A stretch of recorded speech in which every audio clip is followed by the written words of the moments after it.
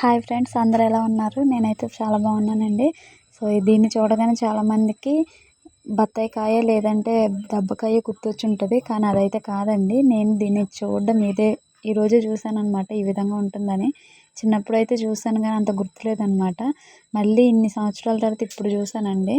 So ఈ కాయ ఏంటంటే మనకు వినాయకుడి గుడి దగ్గర అయితే చాలా బాగా ఉపయోగిస్తారనమాట. వినాయక చవితికి అయితే, వినాయక చవితి అంటే మీకు ఆల్మోస్ట్ అర్థమైపోయి ఉంటుందండి, మారేడు కాయ అండి. సో ఆ మారేడు కాయ పండైనప్పుడు ఈ విధంగా ఉంటుందన్నమాట.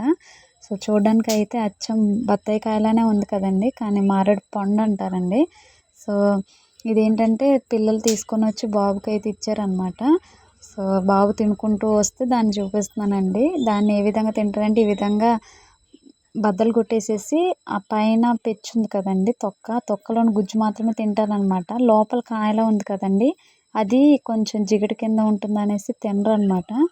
సో ఈ జిగురుగా ఉంటుందనేసి దాన్ని వదిలేసేసి ఓన్లీ ఆ పెచ్చులోనే గుజ్జు మాత్రమే తింటారు. టేస్ట్ అయితే తీయగానే ఉంటుందంటండి.